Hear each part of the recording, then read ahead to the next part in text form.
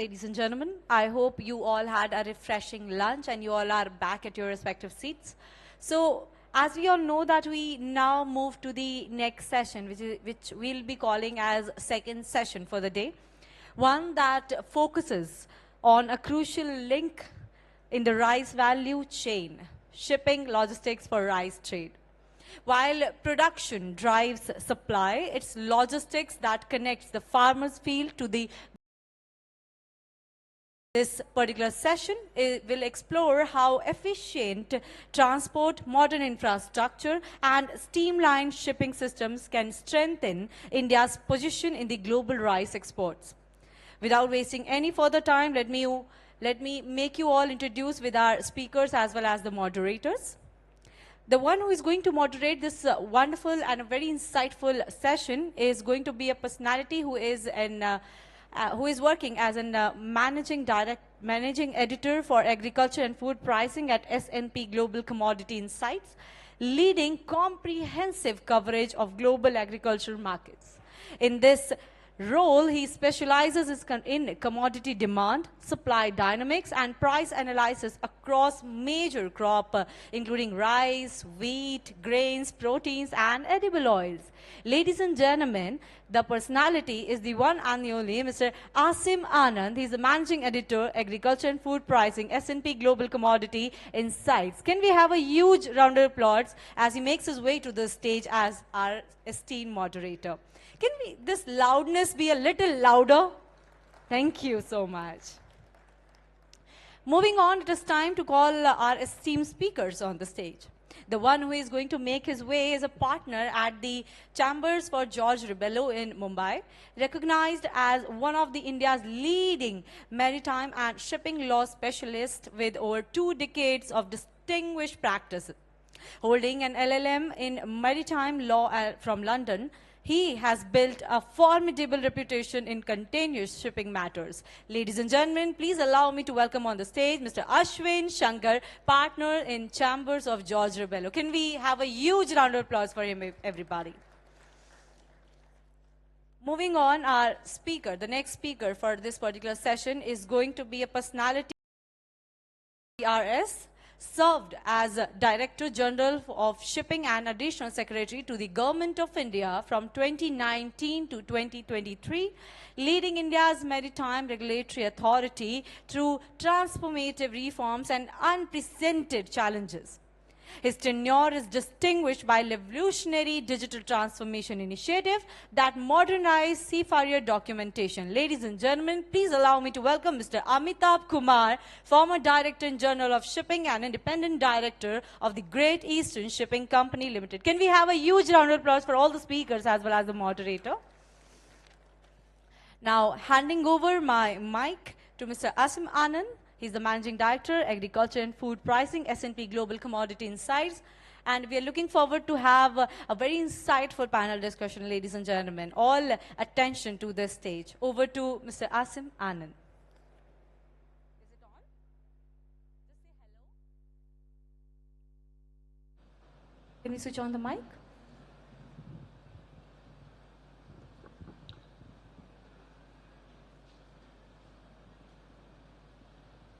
Hello.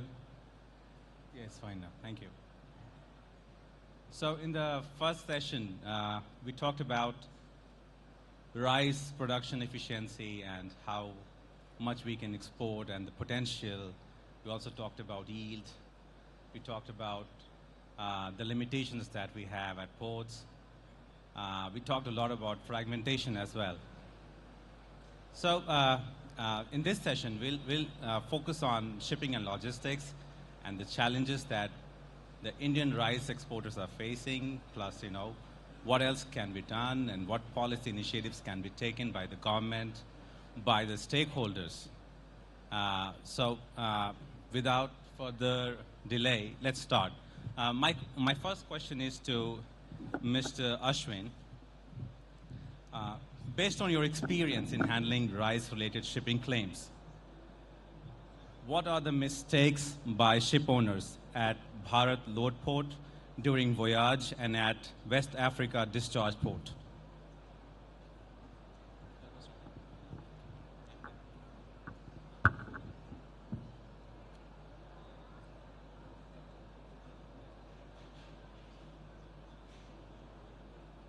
Hi, good afternoon, everybody. Just a brief introduction. I'm Ashwin Shankar from Chambers of George Ribello. It's one of India's leading shipping law firms and quite strong in disputes relating to rice. I'll try and answer this question as to what mistakes do ship owners do resulting in cargo claims. I'll take some time and we'll go a little in depth in dealing with these to best understand what kind of claims arise and what should be done by a ship owner to prevent such kind of cargo claims. So essentially the two main claims that arise are cargo damage, which means caking, infestation, or cargo shortage. It's broadly divided into these two categories. There are important things that a ship owners must do, which they often fail to do, which we'll divide it into three parts. We'll deal with the load port first, then during the carriage, and then at the discharge port. So the first thing when a ship is receiving your rice, what must they do is first the holds need to be checked to be found to be clean enough to be able to carry bagged rice. Mistake many times that this checking is not done, resulting in damage to cargo.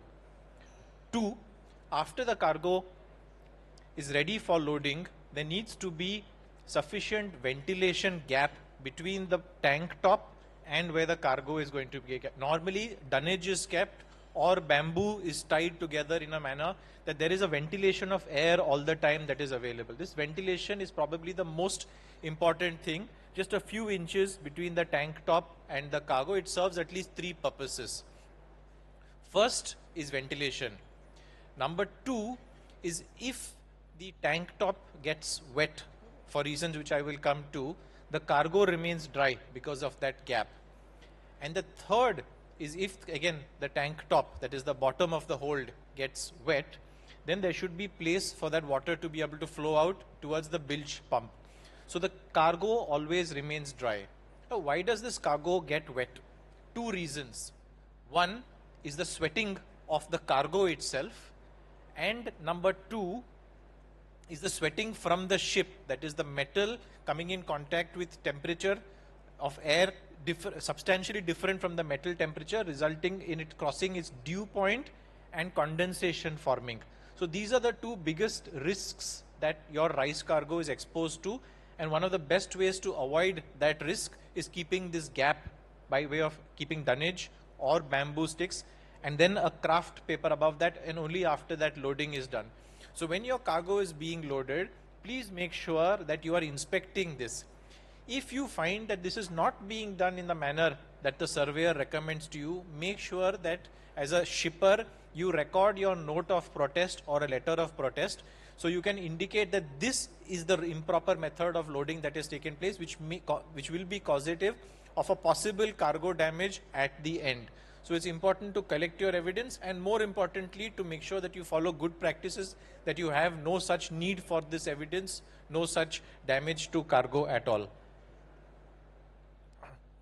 After cargo is loaded, before the cargo is loaded, but make sure your hatch covers are all sealed properly. There should be no possibility of ingress of water or rainwater or seawater through the hatch cover. So cargo is kept continuously and completely dry.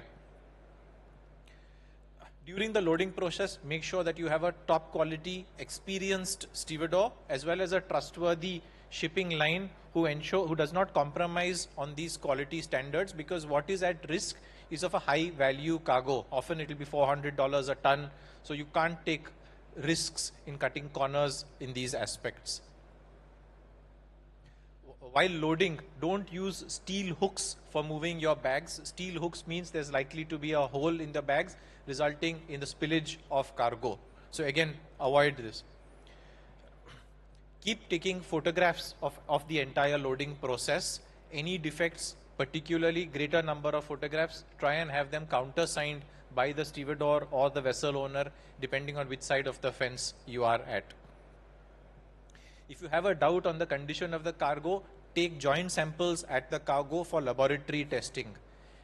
What about moisture content inherent within the rice? So typically the recommended maximum moisture content in rice is 14%. If you have rice in excess of that, there is a risk of, again, both fungus formation as well as caking related damage to your rice. So check the moisture content of the rice which is being offered for loading. Whichever side of the coin, I'm taking it in the perspective that all of us here are from the shipper's perspective. So make sure your rice that you're offering is lesser than this percentage. If the ship owner rejects it, make sure you test the moisture content at that time. Another big but embarrassing problem is look out for stevedore urinating inside the holes. It is a problem because it's not often worth their effort to climb out of the holes, so they just often relieve themselves on the bags or on the side of the holes. So that's another risk. Make sure that you're recording any of this evidence. Apart from the fact that it's urine, it's also moisture that is in the hole which can damage cargo.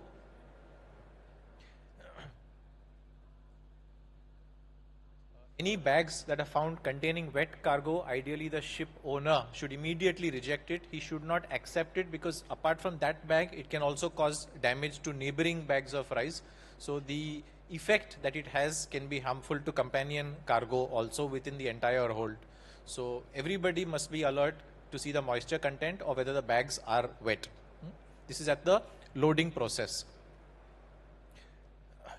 Once the loading is completed, make sure there's also like a dehumidifier kept inside the hold if the vessel does not have its own dehumidifier, to make sure that the moisture rate within the air inside the holds is continuously kept as low as possible. You get portable dehumidifiers for this. Ensure that there is ventilation of the cargo. So after you sail out, I'm told 7 days, you sail out, after which time it is safe for the fumigation also to be released out, so that you can have your, if there's high moisture content inside, it can be escaped and brought inside, closed again and continue the voyage. Remember, the most of our voyages are doing India, round South Africa and then going to West Africa. There are high temperature differences in the water and in the air at that time, which can result in a greater condensation risk. So therefore the need for this additional precautions to be taken. If they are not taken, you're likely to have a cargo claim, and cargo claims are expensive to be dealt with later on. Once you've now reached West Africa, we've covered load port and the sailing. Let's deal with West Africa, what happens. And these, what I'm telling you, are problems peculiar only to rice cargo. Apart from this, there are many standard recommendations which I'm not covering, but which is common to all kinds of cargo.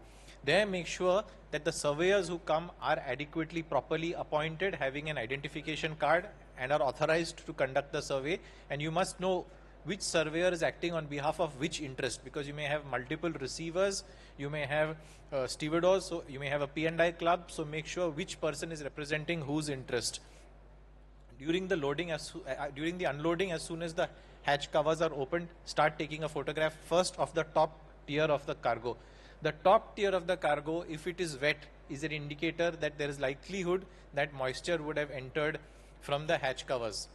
You also have to, I'm going back again at load port stage, be very careful that if there is a risk of rain, you must close the hatches immediately. That can be done by two ways. Either the vessel's radar is keeping a track of the likelihood of rain, and additionally you must have, the vessel must have sufficient manpower on board the vessel that if there is a likelihood of rain, they must be able to close all the hatches simultaneously and immediately to ensure that no rainwater enters into the holds at the load port. Coming back to the discharge port, make sure that your tally records are being properly maintained. Your own tally clerk should be there on behalf of the ship owner. Conduct the tally when it is being discharged, not after it is discharged and kept on along in the jetty or on in the yard, because by that time there is a risk that there may have been some pilferage of cargo, and what you count does not reflect what was actually loaded or what has been actually discharged. If there is any possibility of stevedore mishandling of the cargo, then or tearing of bags, ensure that those are immediately photographed or recorded. Sometimes taking photographs of these are not easy because of the presence of scary stevedores there. So when it is not possible, ensure that you immediately make a note of protest recorded in private, which can be used later on to justify or to defend any cargo damage claim that you may receive. So that I've tried ladies and gentlemen, to give you a summary of good practices at load port, voyage and West Africa discharge port to ensure that you don't have any cargo claims. Yeah, thank you. Thanks, Mr. Ashwin.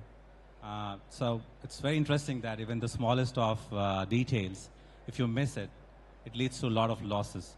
And it's better to have precautions than, having repercussions later on. Moving on to another interesting question that I have, and this also relates to session 1, when there was a lot of discussion on India's export potential, and there were some claims of like 30 million metric tons as well. So, Mr. Amitabh, my question is to you on this. How can India's port ecosystem be strengthened to manage the growing scale of agricultural exports with greater reliability and cost efficiency? India in the last 10 years has been investing a lot on developing its port infrastructure. It started with the Sagarmala project, which had 4 basic components of new port development, port modernization, coastal community development, and port-led industrialization. A lot of projects have already been completed for new port development and port modernization. Almost all the different cargo terminals of JNPT are now privatized, and a lot of investment has been made in modernizing those ports. In private sector also, a number of new projects have come up. Mudra has grown exponentially.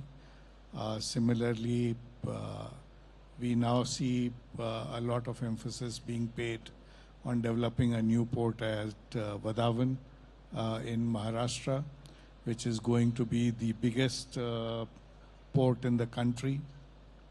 Kerala has seen new ports coming up. Almost all the old major ports have expanded their capacity. In last 10 years, port capacity has more than doubled and is likely to double once more in next 6 to 7 years. More transshipment ports are being planned at Galathea Bay in Andaman, along with Vadhavan. So the port capacity is more than sufficient to take care of any increased export requirements for the rice sector and for any other sector in dry bulk cargo segment. What we need is a little bit of modernization. JNPT has recently come up with a new terminal which is going to be set up only for agri-exports, and that is for banana and other fruits, dealing with reefer cargo. If there is a need, if there is a demand, then the port capacity exists. There is a existing capacity for shipping bottoms also. What is needed is a more concerted dialogue between the exporters and the shipping companies, ship management companies, and NVOCCs, so that the exports can be better planned, that there is no delay either at the land side or the port side or the shipping side in shipping of cargo from one place to another. If there is enough visibility on both the exporter side and the logistics provider side, I think exports can be much better planned than what it is today. So my next question is related to this as well. There, in the session one itself, there was an issue that, and it was raised by a couple of members, that in India, ports are fragmented, right, compared to our competitors. And I'm talking about rice exports. So do you think it's better to have 4 or 5 major ports which are all properly developed, or it's better to have 30, 40 ports and the modernization might take another 20 years? See, both have their relative advantages and disadvantages. The advantage of having multiple ports is that you have a port closer to the place of production. And it is easy to, shift to waterborne transport if you are closer to the site of production. The disadvantage is that you cannot increase in terms of scale if you have multiple ports. I think the best is the combination of both, where the coastal transportation starts from minor port to major port, but the foreign leg starts from a major port itself. The way industry is gearing up, I think Kandla, Mundra, JNPT, and Paradeep on the eastern side, to an extent Vizag, are emerging as major centers for exports for dry bulk cargo. JNPT and Mundra for containerized rice export, and Paradeep and Kandla for dry bulk. And that is this kind of development will be demanded by the trade, and depending on the size of exports. Not every exporter, I presume, in future would be chartering a whole ship. The small producers may be quite content with containers. And depending on the demand, what kind of demand comes, the area from which it comes, the mode of transportation would have to be planned. Ideally, to my mind, a combination of internal waterways, using the Ganges and Brahmaputra to assimilate cargo at Paradeep or Kolkata, and using train networks for the Western India, train or waterways network for the South would be the best way to plan your exports. But again, it requires dialogues between the exporter community and the logistics provider to plan the most efficient way for exports from India. That's great, thanks. So while doing price assessments, we talk to a lot of rice exporters and importers, and there seems to be a general trend among them, and they want better coordination between the customs department and the port authorities and the exporters. How can we improve the efficiency? Because we talk about efficiency in production, but we don't really talk about efficiency in the transportation. No, efficiency in transportation is being talked about for quite some time now. It started with reduction in logistics cost. It has come down from nearly 14% to 7%. But there is a lot more to be done. What is needed is a coordination between different government departments and different logistics providers. There is a huge chain of intermediaries working in the logistics supply chain. Government is working hard on developing a common software to be used by the entire logistics supply chain, including customs, They are trying to rope in the banks also, if the banks could also become part of the same logistic supply chain. Then the customs, logistics service providers, and ports would come on a common platform so that all the requirements, both regulatory and logistics, get serviced through a common platform only. A lot of work has already been done. There are a few, areas where more work is required to be done. But I think in next 2 to 3 years, I think e-governance would be the major push to take care of these coordination issues between customs and ports, mainly between customs, ports, and the shipping lines. But it is a solvable problem. It is not a problem that is beyond our capacity. And I am hopeful that in a year or so, a lot of these problems would be smoothened out. So again, my question again is directed to you, sir, regarding this. So you're saying that timeline could be 2 to 3 years, and because from what you're saying, if you want to have a Viksit Bharat, transparency is the most important thing, so that the middlemen are out of the picture, and there is efficiency in the shipping as well. So yeah, that's good. Great. So I have another interesting question, which is how can the expansion of container and bulk handling capacities be better aligned with projected trade flows in agricultural commodities? See, as I mentioned, the visibility is the key. You have a certain capacity in terms of your port infrastructure, in terms of the ships that you have, the bottoms that are available for trade.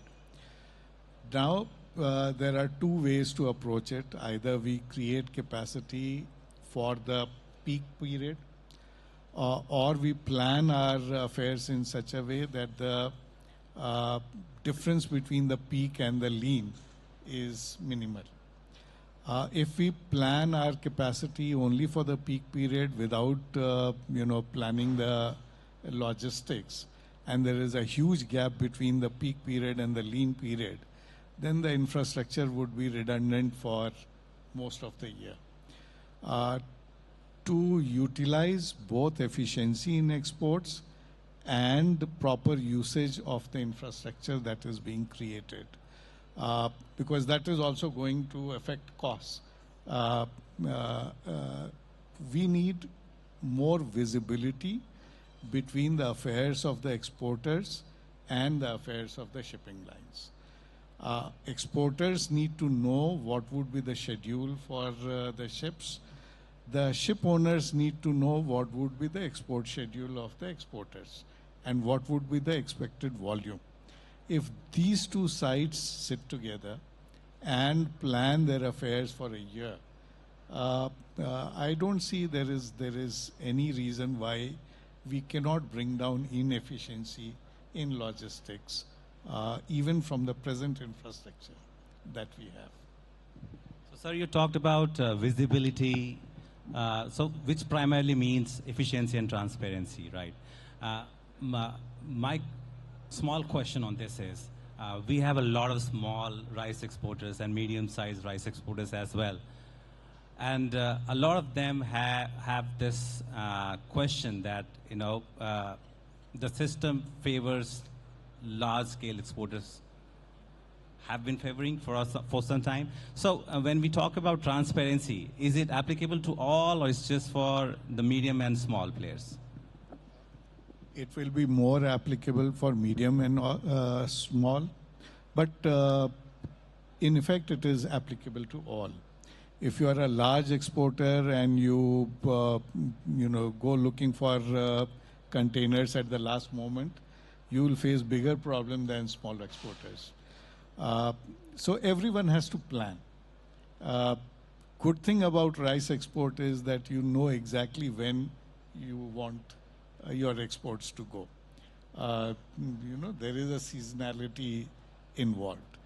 And it is possible for you to plan at least 80 to 90% of your exports in a way that it goes at the time convenient for you.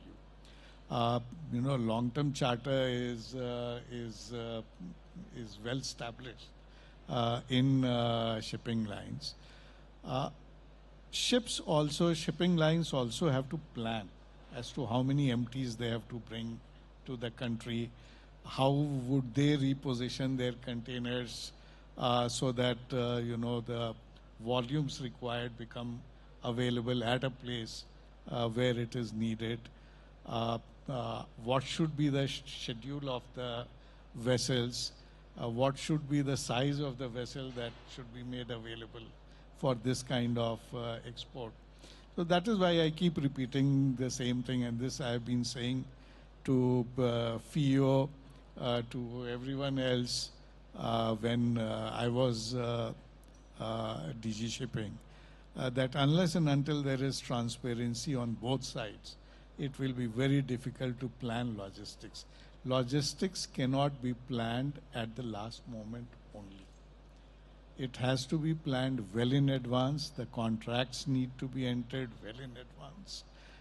The contracts have to be foolproof, duly vetted, and there has to be a good coordination between the logistics infrastructure and the export side.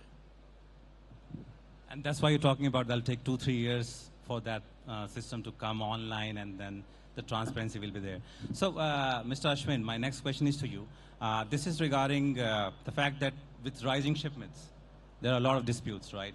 And it keeps on rising on a daily basis. And with, especially for rice exports, the forecast rising and, dramatic expectations that within the next 3, 4, 5 years is going to be 30 million metric tons. So in that sense, what institutional mechanisms are required to ensure efficient resolution of maritime disputes and reduce operational risks for exporters? Yeah. So there are, I'd say, 2 or 3 main kinds of disputes that are there, focusing on the rice trade itself. Okay. One is dispute between buyers and sellers. That buyer and seller may be a seller in India and a buyer in India, like in a domestic sale. It may be based out of a trader, which may be based either in Dubai or in Singapore, or it may be with an end user, for example, in West Africa. Okay, so that's one set of disputes. Quality, non-performance, letter of credit, cash against documents, demurrages, all examples, CQD, all examples of disputes between buyers and sellers. Now, these disputes, and my recommendation has been that the IREF set up its own low-cost, high-speed, efficient arbitration mechanism, which is run and managed by IREF senior respected and trusted officers itself, without the need for lawyers, without the need for any of us consultants in it, where you all can resolve your own disputes quickly, effectively.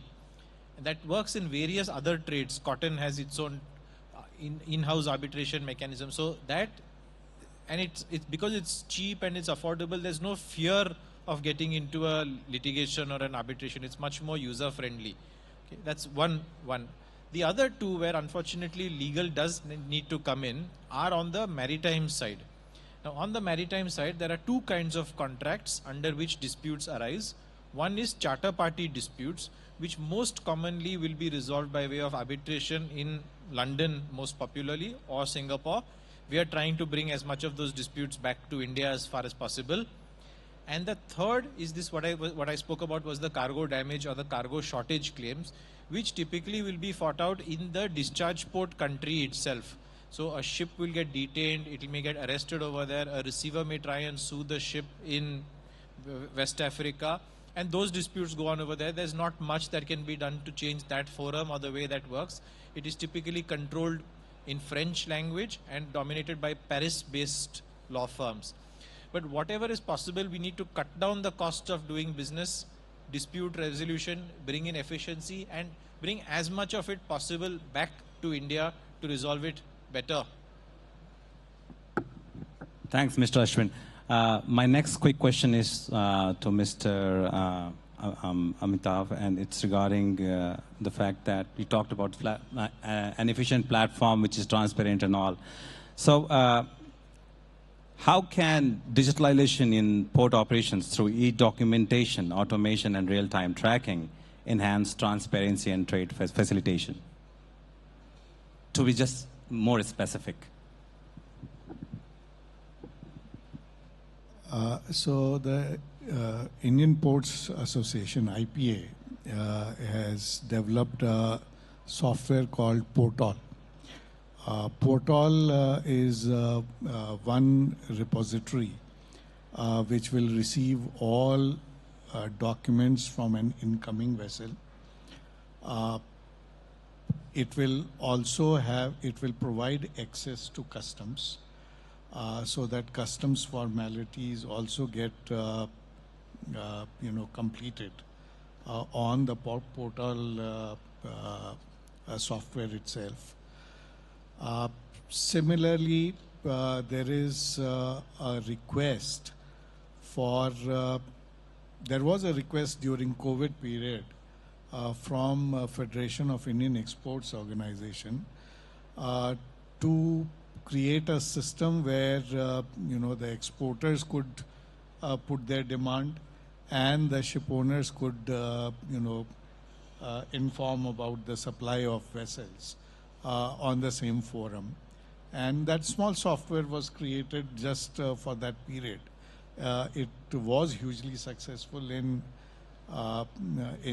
bringing, transparency in terms of demand and supply. That can be brought in on Portal software itself. There are, a number of exporters. They can all be part of that software. What we need then is, the scheduling from all the shipping companies. If that can also be brought in on that system. So the system has the robustness to expand based on your requirements. The requirements need to be told by the users. And it can be, we can keep building on the Portal system so that all information that you need for both your exports and imports are available on that system itself. Similarly, there are other systems for container tracking, for ship tracking, for chartering, so on and so forth. But if all these systems are in place, what I say is visibility on for both sides. That can be created. So basically, both sides have to come together for this to be a success. Otherwise, it's going to be another 10 years, 15 years, you never know. Right. And you also talked about, sir, Ganges and Brahmaputra and how, the connectivity can improve so that small scale players, medium scale players, and even the farmers from hinterland, they can, be a part of Viksit Bharat 2047, right? So under that PM Gati Shakti, right? So how much progress have we made so far, and what needs to be done, and what are the challenges? PM Gati Shakti has done wonders in creating visibility on growth of infrastructure for the logistics supply chain. That again is one prime example of creating efficiency through transparency. Why I mentioned inland waterways was because of the catchment area for rice cultivation. You have UP, Bihar, West Bengal, Assam. All of them are in Ganges, plains.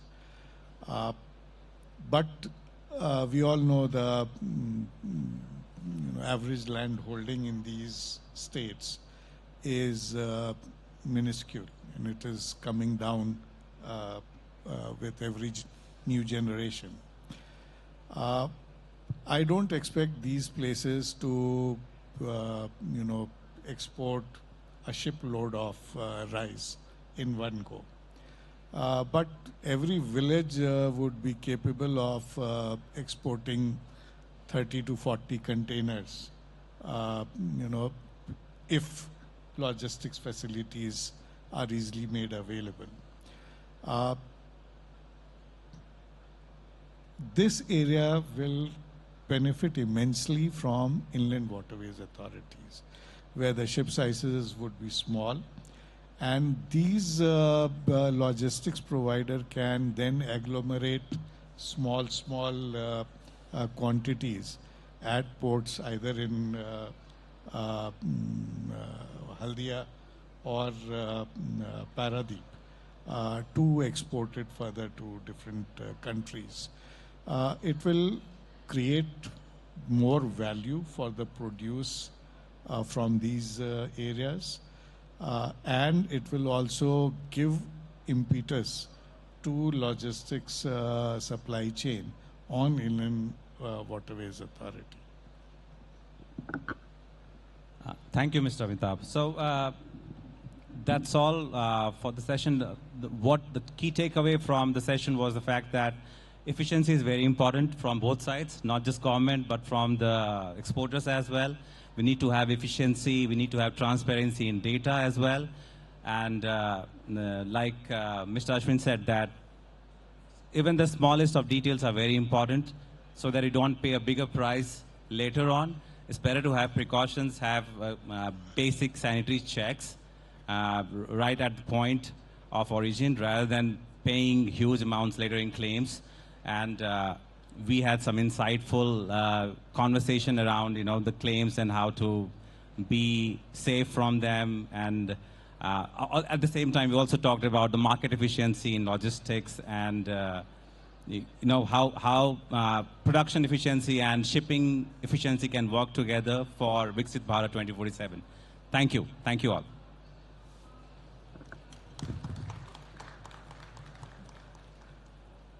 Hello. Thank you so much, all the speakers, as well as the moderator, for such an insightful panel discussion. Can we have a huge round of applause for all the speakers, everybody, all together? And I also request all the speakers to kindly move forward for a group photo. Let us have this. And ladies and gentlemen, moving further, we are going to have a very powerful, very insightful panel discussion on its way. So I request all of you to make yourselves comfortable, have a glass of water or a bottle of water. We're going to start with the next session, which is going to be the third session of the day, maybe in 1 or 2 minutes.